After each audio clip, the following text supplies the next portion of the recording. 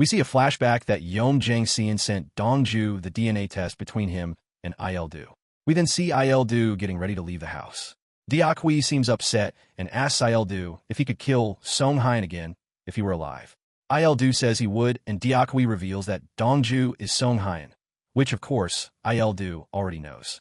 Tae-yoon sees his father leave the house and follows him to a yard filled with shipping containers.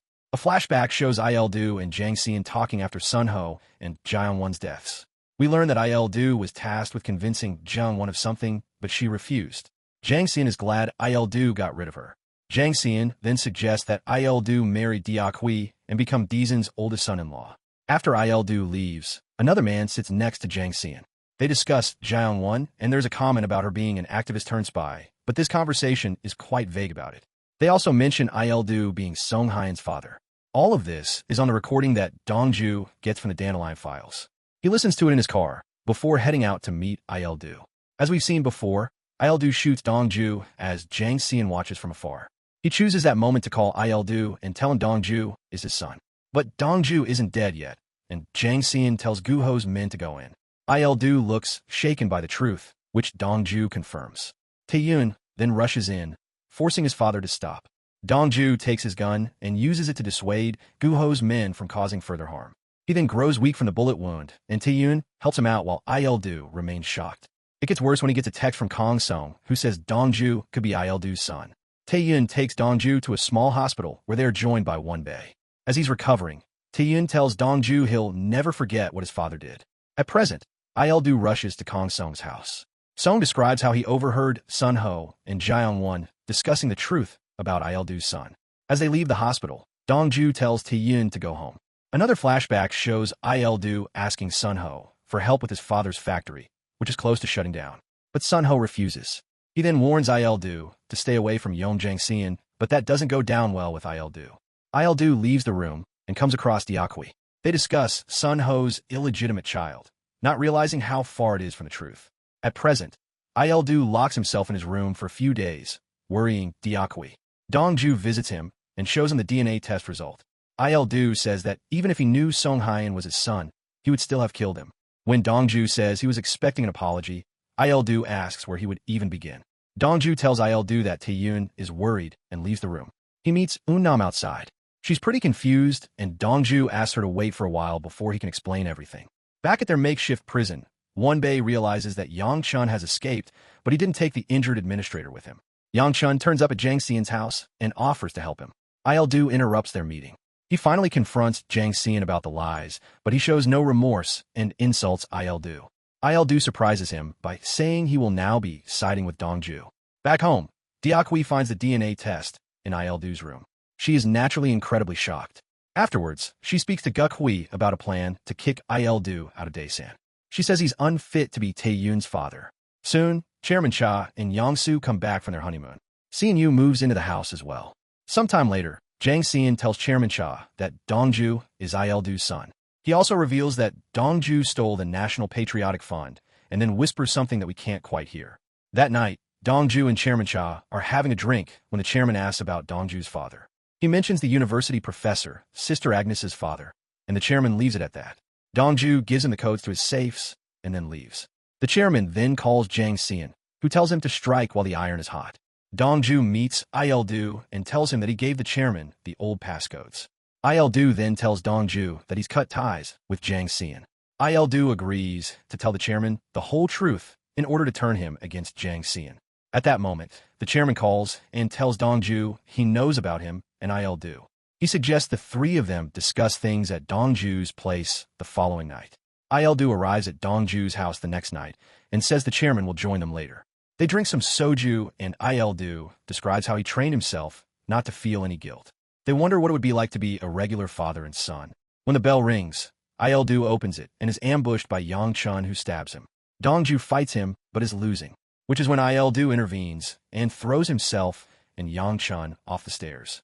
They both fall down to their deaths.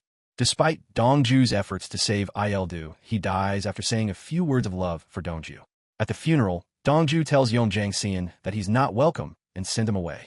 Deok-hui is more concerned about the inheritance. She tells Guk-hui and her husband about the truth, and that she's worried Dongju will come for Il-do's Daesan shares. Dongju makes a visit to Chairman Cha and Yang-su.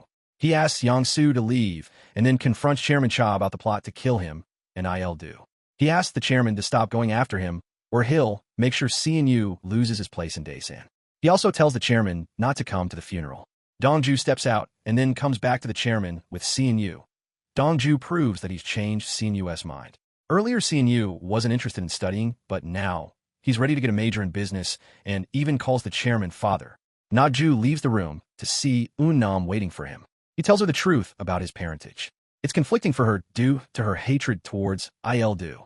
Dongju wonders if they can ever break free from the net their parents cast. Dongju goes to pay his respects at Il-do's funeral. A flashback shows Dongju and Il-do talking about the past. Il-do tells Dongju to scatter his ashes over the sea where Dongju saved him once he dies. He then says he wants to live long enough to hear Dongju call him father. At present, Dongju gets the urn with Il-do's ashes home. At the Cha house, the chairman is angry with the family for letting Dongju take the urn. Chairman Cha speaks to Diakhui separately and tells her to protect CNU and therefore keep the family together. Jang Xian gets a call from the elder, saying that Dongju's accident has been linked with Jang Xian. He warns Jang Xian to avoid being linked to such an incident again. At Daesan, Chairman Cha realizes the code Dongju gave him is a fake one. He grows furious at Dongju. Jang Xian enters the office at that point. After a few pointed words at each other, Dongju leaves. Jang Xian tells the chairman they can't let Dongju play gatekeeper for much longer. Dongju then meets Ma Ji-yeol, a journalist he knew was working on the Dandelion files. Guho takes a picture of them together and recognizes the journalist from his visit to Jang Xian. Jang Xian then meets with Sang Cheol, the elder's subordinate. Jang Xian offers Sang Cheol a lot of cash and gold bars in exchange for having him remove Dongju from the elder's side. Meanwhile, the administrator walks out of a hospital, fully healed now. He tells Dongju that he owes him. That night, Dongju asks Wonbei why he's helping him so much. Wonbei says he doesn't want to lose to someone like Jang Xian and wants to see the Dandelion files take him down. The journalist Ma Ji-yeol visits Dongju and his colleague's hideout at Taejium's instrument shop, going through the files on Yom Jang Xian. Guho gets Jang Xian's permission to look into the journalist, and he meets Jae-yeol. While they are talking, one of Guho's men takes the dashcam from Jae-yeol's car. They find a location of the instrument shop and storm into the place, taking down Wonbei and confiscating the files. Although Guho later tells Jang Xian that the original file is missing. Taejium returns to her store and realizes what's happened. She calls Dongju, who calls the administrator for help. The administrator ropes his men in, and when Dongju questions him about the Dandelion files, he says that there's a recording that Jang Xian doesn't want getting out. The administrator's men begin going through all of Jang Xian's empty warehouses and apartments. Dongju suddenly gets a call from the elder, Lee Cheolyang. He asks Dongju to memorize a list. Dongju then asks him for a favor, and Cheolyang calls Jang Xian and tells him to let Dongju's friend go. He agrees, but Dongju only gets a picture of Wonbei, all bloodied up. Dongju seems to give in and hands over the Dandelion tapes to Jang Xian on the rooftop of a building. Jang Xian burns all the tapes. They end up arguing about the money, and Dongju's sister's death comes up. Jang Xian then tells his men to throw Dongju off the roof, but they're stopped by a drone, controlled by Taejium. The drone footage and footage from a secret camera in Dongju's watch come on the screen of a nearby building. It's all on the news thanks to Dongju's plan with Ma Ji-yeol. Now, everyone can see Jang Xian admitting to killing Dongju's sister. This leaves Jang Xian in a complete shock as he sees Dongju laughing on him for falling in his plan. Jang Xian says that this won't particularly affect him. Before he leaves, Dongju asks Jang Xian why he killed Il-do. Jang Xian says it was because Il-do got cocky. He even blames Dongju for triggering Il-do's death by making him stand up to Jang Xian. As the video goes viral, the Cha family soon finds out that Dongju hacked the 2 trillion won. Meanwhile, Dongju goes to the hospital where the doctor says Wonbei was in really bad condition. Wonbei insists he's fine, but Dongju apologizes nonetheless. Jang Xian goes home to find the elder waiting for him. Jang Xian says they can just say the video was fabricated, but the elder is more concerned about the money. He tells Jang Xian to get the money back and not touch Dongju until he does so. Instead, Jang Xian offers the elder access to all of Daesan Group. Cha Guk-hui then joins hands with Assemblywoman Suk Sug-yong to instigate an investigation into the slush fund at Daesan Energy. Guk-hui even introduces Sug-yong to the company's finance manager. We then see Ji Yang-su convey this information to Jang Xian. He says they need to tie Dongju to the slush fund in the chairman's safe and have him removed. Dongju visits his sister's resting place. A flashback shows a younger version of Yongju convincing teenage Dongju to study again while she goes off to become a nun. At present, he apologizes to his sister and says he's going to end everything soon. Dongju then visits Chairman Cha and makes a shocking statement. He tells the chairman to make him the CEO of Daesan Energy. At home, Jiangsu tells Diakhui to recommend her for the chairman position of the Cha family's foundation. Diakhui refuses and insults her in the process. It leads to a fight with Diakhui pulling Yangsu's hair.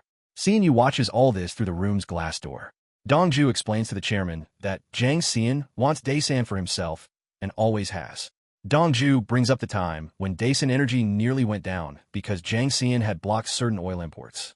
A flashback shows Dongju meet the elder and tell him he has control of the National Patriotic Fund.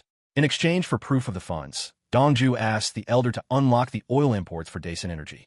At present, Dongju says he's the only person who can stop Jiang Xian and asks the chairman to think about it.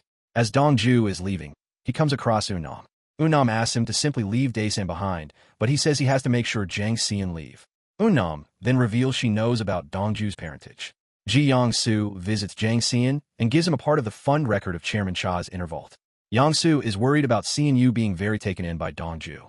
Jiang Xian advises her to tell Xianyu that Dongju will favor his own half-brother, Taeyun. Although we see that Xianyu already knows this. Dongju then meets Diakhui and asks her to back his position as Daesan Energy CEO. Dongju says that Taeyun's position in the company is in jeopardy, and this is the only way for it to be secured. Dongju then meets the finance manager of Daesan Energy, who says that Jiang Xian plans to leak the slush fund story before Assemblyman Suk's press conference. Dongju holds his own press conference and claims that someone is blocking the official investigation into the National Patriotic Fund. He also submits new evidence linking Jiang Xian to Sister Agnes' death. Jiang Xian's next move is to reveal to the press that Chairman Cha has dementia and that Dongju has taken advantage of his condition. The chairman sees this on the news and gets angry. He then begins to experience stomach pain and is rushed to the hospital. Daesan stock plummets due to the news. A flashback shows Yangsu giving Jiang Xian proof of Chairman Cha's dementia. Jiang Xian plans to buy more Daesan shares while the stock is down. At the hospital, Du-Su tells the family that the chairman had stress-induced gastritis. Later, Dongju visits the chairman and suggests a tender offer to block Jiang Xian's attack on the shares. Chairman Cha agrees. Dongju gets the money for the tender offer from Madame Pai and Tae Jium, whose father was a big shot in finance. Later, Chairman Cha experiences a memory lapse and forgets who Choi Ji-Hyen is during a meeting with him and Dongju. Chairman Cha then goes to the prosecution service and says he has information about Il-Du's death. The next thing we know, Jiang Xian is being arrested for Il-Du's murder. The elder and Nam Sang-cheol step in so that the warrant for his arrest is denied. Jiang Xian drinks some wine with Sang-cheol and is then sent home in a car. But the driver is none other than Dongju, who stops the car and injects Jiang Xian with something that makes him pass out. As he drives away, news reports announce that Jiang Xian has been missing for a month. We see Dongju waking up from a nightmare where Jiang Xian kills him. He wakes up and brings out a gun from underneath his bed. A vision of Il-Du comes to him and tells him that he should let go of the gun now that he's won. He should be happy with Unam. Dongju then goes to a restaurant, and we see Guho watching him from his car. It's been a month since Jiang Xian went missing. We then shift to a meeting between Dongju, Chairman Cha, and Choi Ji-Hyen. We learn that Dongju competed with Gukhui and is now nearly named CEO of Daesan Energy. He even proposes a merger between Daesan Energy and Daesan Chemical.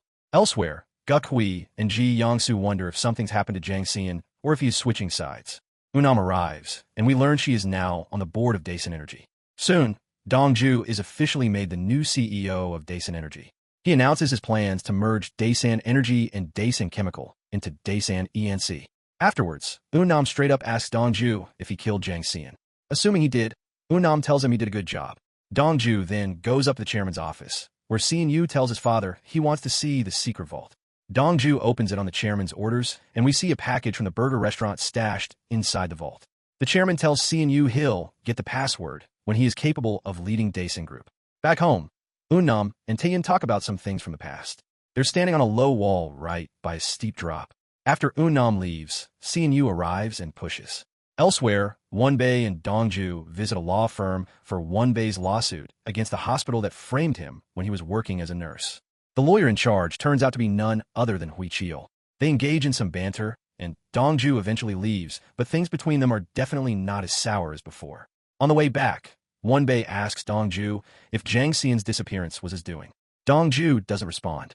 At work, Dongju and Eun-nam both come to visit Chairman Cha, but he isn't there. His secretary tells them that he's gone out for a drive. Dongju and Eun-nam drive out and follow the chairman to the bakery where Si-yu used to work.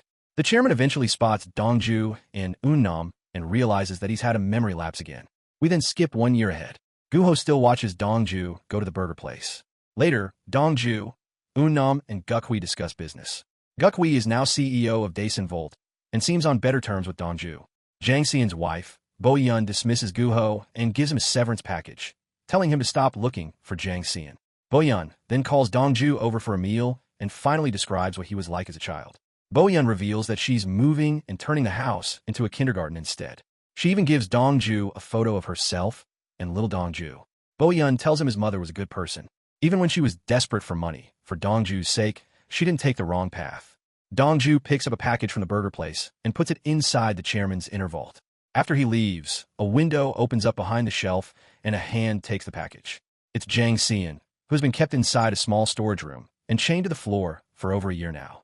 He's surrounded by cash and gold bars. A flashback shows Dongju injecting Jang Si-in with a sedative and then driving off. Jang Si-in wakes up inside the small room behind the vault's walls. Dongju explains how he had a small bathroom installed there. At present, Dongju visits Jang Si-in after he's finished the burger. Jang Si-in asks Dongju what he wants and Dongju says he wants Jang Si-in's entire fortune. As he leaves, Jang Si-in opens the window and yells out to Dongju that he wants to die in his own home. Dongju then meets the elder and tells him that he won't be getting another penny from the National Patriotic Fund and that the money will be used in a better way. Thanks to Jang Si-in's files, he has proof of the elder's crimes and warns the elder not to threaten him or Daesan. We then see that Jang Si-in did indeed sign his entire fortune over to Dongju. Tae-jiam asks him how it happened, but Dongju doesn't reply. Jang Si-in then wakes up and realizes that he isn't chained down anymore. The vault door is open and he rushes out. The chairman's desk now has President CO Dongju written on it. Dongju watches him leave and then sits at the desk. But he's overwhelmed with feelings and soon tears up. Jang Si-in goes home to find it's been turned into a kindergarten. At Daesan, Tae-yun meets Dongju. He's been working at Daesan Volt for 6 months and doesn't feel like this is his calling. Dongju convinces him to try a little longer and see. Tae-yun then gets a call from Chairman Cha, who calls them both over. Dongju and Tae-yun go home and join the Cha family for dinner. Chairman Cha is still navigating his dementia, and it seems to be a good day since he remembers everyone. The scene suddenly skips to an argument between Tae-yun and Deok-hui. Tae-yun is still struggling with his parents' bad deeds and asks his mother if both of them can leave and go somewhere far away. But Deok-hui wants him to eventually lead Daesan. Dongju and the chairman talk business in his office, but the chairman has another memory lapse and seems stuck in the past. Inwardly, Dongju thinks about going on a long break. At Daesan, Dongju gives Eun-nam the code to the safe. He tells Eun-nam that she's the one who is capable of leading Daesan, and she's proved herself in the recent past. She realizes he is going to leave. Dongju says he got his revenge on Jang Si-in, but now he doesn't really know what's right and wrong. So, he's going away to find out. Sometime later, Eun-nam drives Dongju to the coast. She calls out to him as he walks away, and he turns back for one last kiss before going toward the sea. At the Cha household, Si-in and Tae-yun have a coffee and chat. They seem to be on good terms. Tae-yun sends Dongju a text that says Si-in might be a better fit for Daesan after all. Suddenly, Si-in comes back and pushes Tae-yun off the wall and down a steep drop. Meanwhile, Jang Si-in ends up back in prison. Dongju heads out on a yacht and scatters Il-du's ashes on the water. He then brings out his violin as well as a set of guns. The one Il-du shot him with and the one Dongju took from Jang Si-in when he threatened to kill himself. We see a mid-credit scene where Ji Yong-soo and Si-in taking a portrait photo with Chairman Cha. Guk-hui is in her office at Daesan Volt, and Deok-hui is grieving while sick in a hospital bed. Eun-nam makes another painting of a yacht on the sea, but this time, there are 2 people on it instead of 1. She asks Dongju to come back for a little bit, if not for good.